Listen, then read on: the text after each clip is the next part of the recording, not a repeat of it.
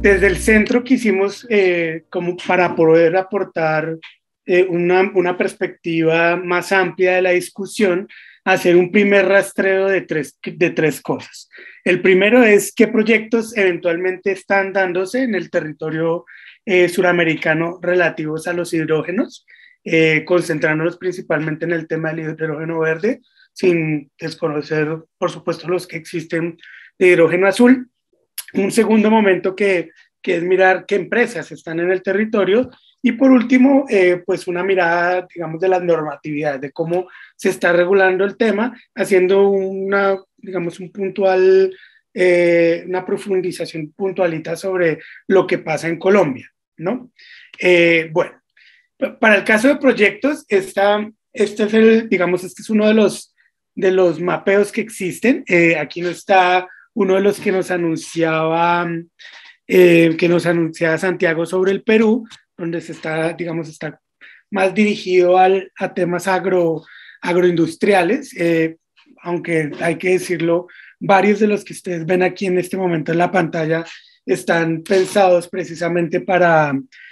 temas agroindustriales, pero aquí lo que llama la atención es como los países que tienen la mayor cantidad de proyectos y sobre todo, digamos, hacia dónde están dirigidos, ¿no? Bueno, en el caso de Argentina, ya Hernán nos presentaba un poco el panorama y allí no solamente hay proyectos que están, digamos, en etapas iniciales relacionadas al amoníaco, hay algunos operativos asociados al sector eléctrico, que como nos explicaba Santiago, bueno, también está pensado aquí el hidrógeno como un vector, como un potenciador energético, no como un sustituto de fuentes de energía. Y también hay que señalar los que están en teoría considerados como ociosos, que están relacionados puntualmente al gas, ¿no? Y allí, bueno, con todas las señales, digamos, todo lo que ya nos ha señalado Hernán, de qué tan ociosos son y de que en la práctica sigue habiendo una exploración. Luego me gustaría llamar la atención sobre Chile, porque Chile, que pareciese ser uno de los pioneros en el tema, en el continente, eh, digamos, tiene una,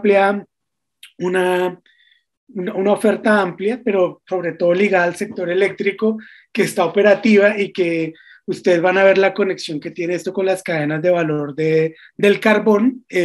principalmente porque está asociada a suministro de energía en las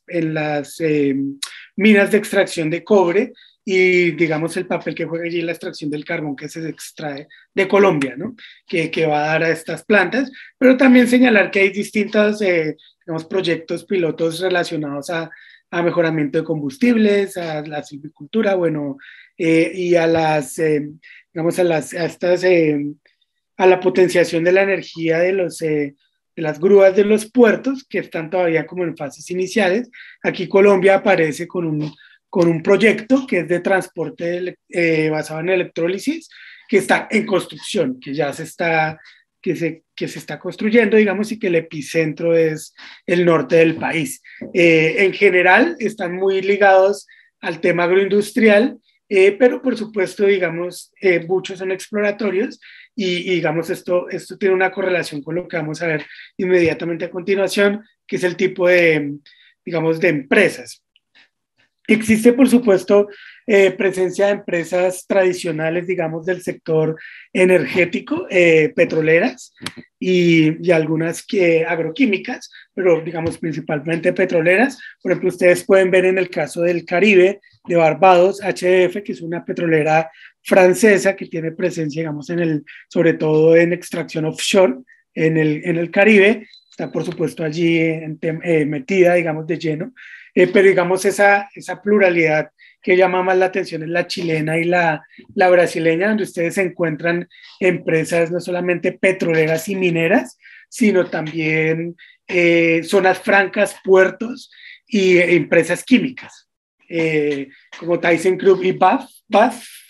que tienen, digamos, allí importantes intereses, y Siemens, que es tecnológica, ¿no? Lo mismo ocurre en Chile, donde hay empresas de energía eléctrica, pero también encontramos empresas petroleras y de automóviles, ¿no? Que están asociadas también con los minerales de transición allí, en el caso de las energías de transición, y pues la extracción del litio, ¿no? De igual forma, en el caso de Argentina, señalar que existe la H2AR, que es un consorcio y que está integrado por el CONICET, digamos, por la entidad que promueve la investigación científica en la Argentina pública, la YPF, que es digamos, ha sido la protagonista de lo ocurrido en Neuquén y en Vaca Muerta, en la extracción de hidrocarburos y bueno, en el fracking, y la JETEC, que es una empresa, digamos, concentrada más en el desarrollo tecnológico de energías alternativas, de potenciación de energías alternativas. Hay empresas colombianas que operan en Latinoamérica, que vale la pena como señalar allí, como Corfo, que es una empresa colombiana, Anex, es una empresa colombiana también, digamos que todavía no son relevantes en la discusión y en el escenario, porque lo que ha ocurrido aquí con el debate del nitrógeno es que, aunque el potencial está identificado en el continente, digamos que todavía hay muchos pilotos y pocos proyectos implementados, aunque por las características uno ya puede empezar a entrever las problemáticas o, digamos, las vulneraciones eventuales a derechos humanos, como ya nos han señalado, entre otras, la no consulta de estas normatividades. En términos de las normatividades, de lo que inicialmente hemos rastreado, vemos que existe un boom de regulaciones en todo el continente, donde resalta, bueno, como una de las pioneras Chile, por supuesto, pero hay que decir aquí que hay distintos como tamices o formas de entender aquí el hidrógeno, ¿no? En primer lugar, gran parte de las regulaciones existentes al día de hoy están concentradas principalmente en energías limpias, digamos, es la categorización general, y dentro de ellas está el espacio para el desarrollo del hidrógeno, pero no todas lo regulan o lo consagran, incluso ni siquiera lo definen. Es precisamente lo que ocurre en Chile. En Chile, digamos, la primera regulación sobre energías alternativas es geotérmica, y digamos, como el punto para entender cuál sería el lugar del hidrógeno verde en Chile sería lo desarrollado por la ley 20365, que lo que busca es un poco, además es un poco el mismo enfoque de reglamentación del continente, busca promover el desarrollo o la implementación de tecnologías en industrias que ya están establecidas, no necesariamente el desarrollo del sector, puede ser también dentro de otros sectores, pero que traen como beneficios principalmente reducciones de impuestos y de renta fiscal, que bueno, eso tiene todo un impacto, digamos, en las declaraciones de renta de las empresas por la cuestión de la depreciación de los bienes, ¿no? Que es una de las ventajas recurrentes allí, que pues tiene sentido en la medida en que si uno implementa una tecnología nueva, se asume que las obsoletas no se dejan de utilizar y por lo tanto salen del patrimonio de las empresas, y digamos, si permanecen en uso por parte de esas empresas, lo cierto es que como existe un uso alternativo de energías o un recurso a fuentes alternativas, el uso es menor y por lo tanto se deprecian para que la carga tributaria sea menor. Es un poco como la regla general que se utiliza. Pero también, bueno, señalar en el caso de la Argentina que existe una ley nacional del hidrógeno que, digamos, aunque está allí, lo cierto es que en la práctica lo resaltable en el caso argentino es que ellos se piensan una interacción entre el sector y la academia, digamos, una promoción del desarrollo tecnológico, aunque pasa algo muy similar como con el caso chileno y con otros casos que ya vamos a ver. Hay una preponderancia muy fuerte del sector minero energético como el motor. Sin embargo, hay que decir que, bueno, en el caso de la Argentina, aparte de una regulación, existe un plan nacional, digamos lo que se llama hojas de ruta, y esto se puede entender como una política para desarrollar el sector. No es lo mismo que ocurre en el caso de su vecino, del Uruguay, en donde, digamos, aunque existe un desarrollo de energías renovables, digamos, es bastante incipiente, es todavía más incipiente que el caso chileno, y pues no existe normativa sobre hidrógeno verde, y digamos, ponerlo en el mapa es importante porque una de las características que ustedes van a ver asociadas al hidrógeno verde es el papel que juegan los puertos. Y bueno, en el caso del Uruguay, el Uruguay es un punto de referencia portuario para un país al interior que sí viene desarrollando cierta normatividad, que es el Paraguay, en donde de una parte hay un decreto, digamos aquí hay que entender que esa no es como tal una ley del Congreso, esto es un decreto, y como decreto, digamos, es un desarrollo de los ministerios, ministerial que es muy reciente, más una ley, esta sí del Congreso, que busca implementar un tratado internacional sobre energías alternativas, digamos, poco hay un reconocimiento, pero de nuevo en este país no hay desarrollos. El Brasil, por el contrario, tiene un desarrollo muy plural, digamos, de normatividades, en donde digamos, no hay una ley como tal, no existen leyes, pero existe como una relación entre planes estratégicos nacionales de energía, donde, por supuesto, Brasil es un productor de gas y bueno, de gas de entrada, y no solamente de gas en el suelo, sino también offshore, lo que lo pone como un país estratégico, incluso por su posición geográfica, también es un país estratégico, digamos, en eso que nos explicaban ahorita Natalia y Santiago sobre la tasa de retorno. Colombia y Brasil son de los países junto con Chile y Perú que tienen, digamos, mejor posicionamiento, por ejemplo, para la integración de energías solares asociadas al sector hidrógeno, que eventualmente en el futuro pueden tener, digamos, ser potenciales, ¿no? Entonces, en el caso del Brasil existe una política para el desarrollo de energías alternativas y luego vienen unas reglamentaciones más técnicas propias de ministerios sobre como más dirigidas a directrices para las empresas que empiezan a incursionar sin propiamente tener como una especialización del sector. Esto lo digo ¿por qué? Porque si ustedes recuerdan, en el mapa anterior es uno de los países que tiene, bueno, una amplia presencia de empresas, como pueden ver, pero si volvemos, también tienen pensados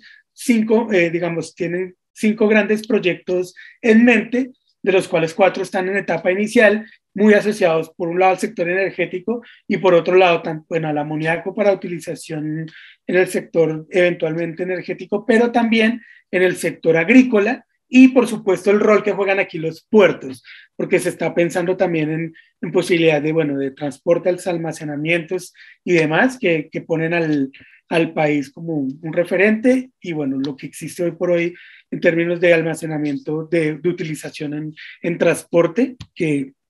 bueno, eso digamos es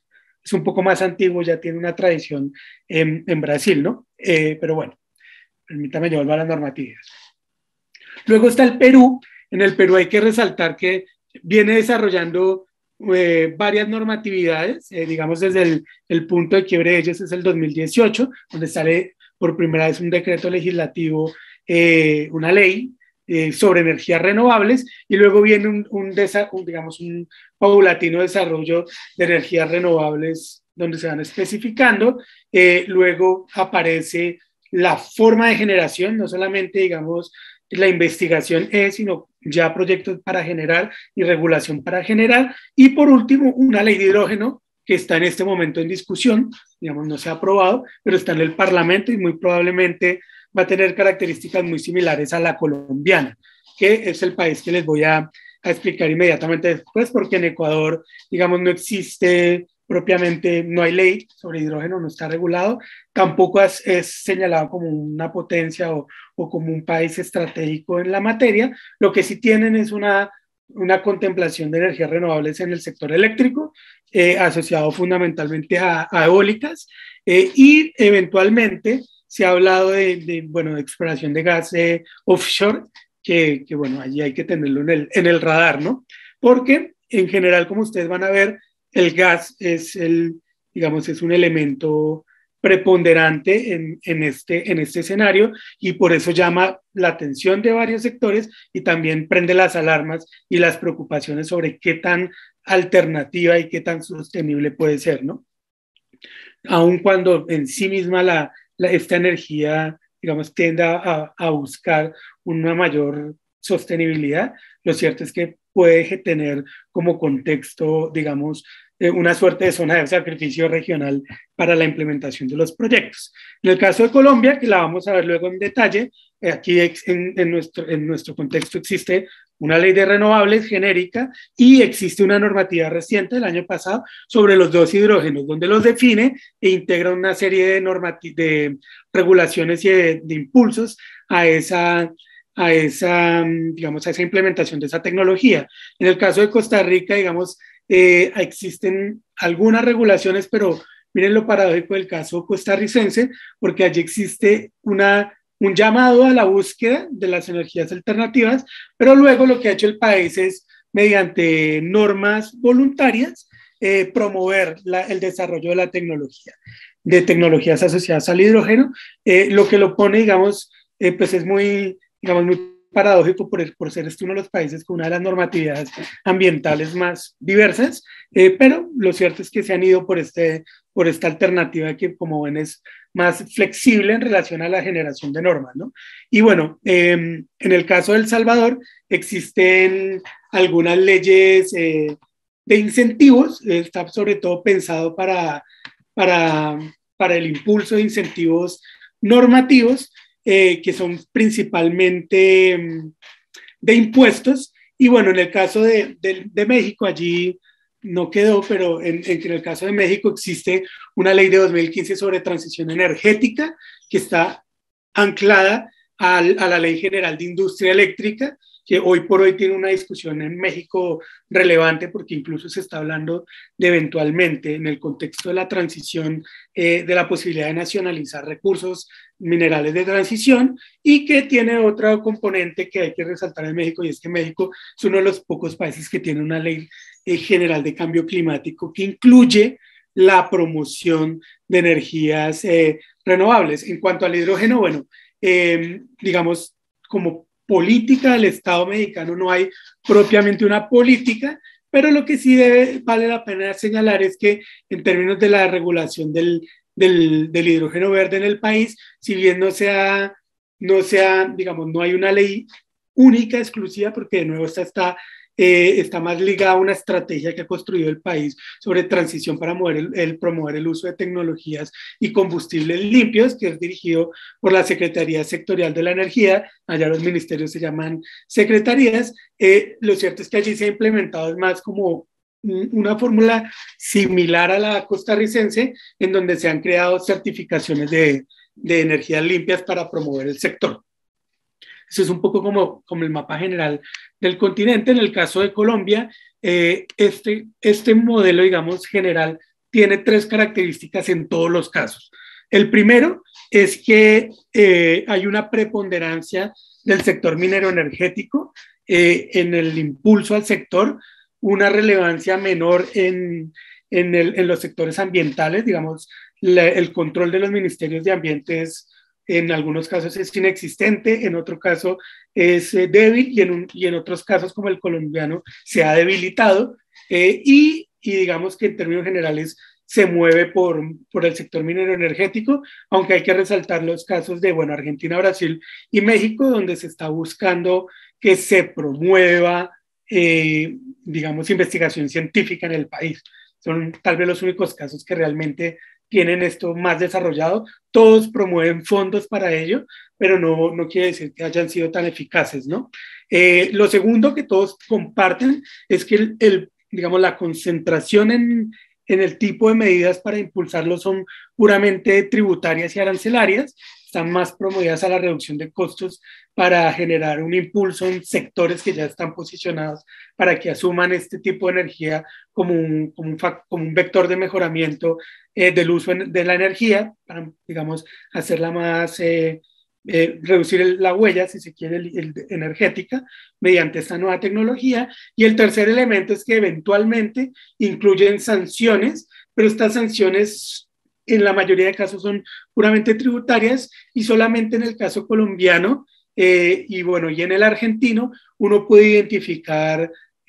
sanciones administrativas que estarían allí asociadas al incumplimiento de compromisos asumidos. En Colombia, digamos, no varía mucho la tendencia, está concentrada fundamentalmente en la idea de la promoción de energías que contaminen menos respecto a las fósiles. Hay un punto, digamos, previo a lo que es nuestra ley de energía, de energía de transición energética, que sería la aprobación del Estatuto de la Agencia Internacional de Energías Renovables, que pareciera ser que fue el mismo paso que asume el Paraguay, digamos, aprobar ese instrumento internacional para, digamos, dar un primer un marco regulatorio. Y bueno, digamos que de nuevo en Colombia también está muy pensado desde lo minero energético. Luego, nosotros tenemos como un desarrollo institucional o reglamentario interno que parte desde la ley de energías renovables en el 2014, luego aparece una resolución, entonces aparece la ley marco, la que va a regir el sector, luego aparece una serie de una resolución en realidad que es la que introduce la idea del combustible de cero emisiones, que abre la posibilidad digamos, de pensarse los hidrógenos como vectores de mejoramiento del rendimiento de otros combustibles, muy similar a lo que tienen pensado en el Brasil, ¿cierto? Aparece luego la socialización de la hoja de ruta, pensada como plazo de desarrollo del sector al 2030, que si ustedes lo piensan es bastante próximo. Por ejemplo, Santiago nos hablaba del 2040 o 2050, Colombia se lo pensó al 2030, yo no sé qué tan posible sea, puede que sí, pero no como de la forma en que esperamos. Pero lo cierto es que si ustedes ven hay como un modus operandi regulatorio general, y es que las hojas de ruta se vuelven como la forma de impulsar el sector, con o sin normatividad. En la práctica, las denominadas hojas de ruta del sector son como políticas, como llamados a la implementación, juegan un papel mucho más relevante incluso que las normatividades. Para el año 2020 se lanza, para el 2021, perdón, se socializa y ya en septiembre se lanza y en noviembre aparece en Colombia la ley de transición energética que introduce el concepto ya de los hidrógenos y los posiciona, ¿cierto? Esa norma tiene una matriz, digamos, pensada en dos componentes, de nuevo, anclada a lo minero, pero sobre todo pensada en la soberanía energética, bueno, en la seguridad en realidad energética y garantizar seguridad energética, sobre todo teniendo en cuenta que para el caso suramericano, digamos, Colombia tiene un potencial en hidroeléctricas energético, pero tiene un buen competidor al lado, que es Venezuela, que también tiene un gran potencial energético en el río Canorí, que es un río, bueno, amazónico, donde hay una de las represas más grandes de producción de energía, que incluso vende energía al Brasil, aun cuando el Brasil también es un país que, digamos, tiene potencial. En el caso colombiano, las instituciones fundamentales son, por una parte, aunque cada vez más débil el Ministerio de Ambiente, lo que, digamos, la destaca en el continente, porque le da un rol, ¿sí? En otros casos, digamos, es eventual, incluso en el caso argentino se habla de la mesa interministerial, donde eventualmente están allí el Ministerio de Ambiente, pero juega un papel muy importante el de Economía, ¿cierto?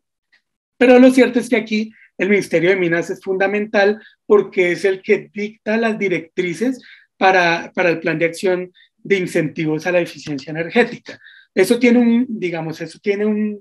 una ventaja, es que está pensado, digamos, en articularlo a la capacidad energética del país, pero trajo una desventaja esa normatividad, y es que quitó los planes alternativos ambientales para las empresas que se desarrollen en este sector, lo que pues claramente es si ustedes quieren, es una disminución del estándar ambiental y pues puede tener implicaciones a futuro, porque las empresas fácilmente pueden asumir riesgos más allá del respeto a los derechos humanos y al ambiente, ¿no? Pero en general, digamos que esta norma, su gran contenido está ligado más a estímulos tributarios y los amplía, digamos, todos tienen este tipo de instrumentos. En el caso de Argentina, por ejemplo, uno encuentra dos grandes, la exclusión del IVA eventualmente y la depreciación acelerada, que es lo que les decía, este ejercicio contable que hacen las empresas en donde a medida que van mejorando su tecnología, van sacando del inventario la antigua y ya no se carga porque, digamos, estos son activos de la empresa y va perdiendo, digamos, la carga tributaria. El caso colombiano funciona igual, está muy concentrado en los impuestos y aquí es resaltar dos cosas. Los aranceles a equipos de importación se eliminarían, no habría, digamos, es un incentivo grande, lo que cual de entrada les dice a ustedes que el interés del país no es desarrollar tecnología propia, sino traerla, por un lado. Y lo segundo es que las empresas que entran en el sector tienen un descuento del 50% de la renta, lo cual es pues altísimo, es un descuento importante. En el caso de la exclusión del IVA, paradójicamente, no está ligado tanto al consumo, sino, digamos, al consumidor final, sino al consumo de la empresa. Y eso, bueno, eso también tiene allí, digamos, es un estímulo solo para la empresa, no para todos los consumidores, no para toda la cadena. Y finalmente, bueno, digamos, la depreciación que ya se las expliqué. El enfoque de la norma claramente es tributario y alguna reorganización administrativa que le da más capacidades al Ministerio de Minas, pero lo cierto es que lo importante aquí de la norma es que incluye la definición de hidrógeno verde, los define y los establece como fuentes no convencionales de energías renovables, o sea, los integra al sistema y eso pues hay que decirlo. Digamos, en términos generales, más competencias al Ministerio de Minas, permite, digamos, define con mayor claridad la geotérmica, esto lo toman del caso chileno, crea un tipo de procedimientos especiales de la contratación pública, sobre todo para para acuerdos público-privados que son muy comunes aquí en Colombia, reducción de estándares ambientales con la eliminación del diagnóstico ambiental de alternativas, siempre y cuando esté interconectado al sistema nacional, ¿no? Que aporte al sistema nacional. Hay una última cosa antes de cerrar que me gustaría decirles y es la introducción de utilidad pública de interés social. Todas estas normatividades, con excepción, bueno, de digamos, las que no lo introducen, pero el caso argentino, el caso peruano, el caso chileno, el caso colombiano, contemplan el sector como de interés público. Y esto tiene un debate, obviamente, en América Latina, por lo que ha implicado las declaratorias de utilidad pública como formas de imposición de proyectos. El caso argentino lo incluye, allí se llama interés social, declaración de interés social. En el caso chileno se llama igual, en el caso colombiano se llama declaratoria de utilidad pública, que es una figura que incluye, entre muchas posibilidades, la expropiación administrativa. Y yo dejaría por ahí.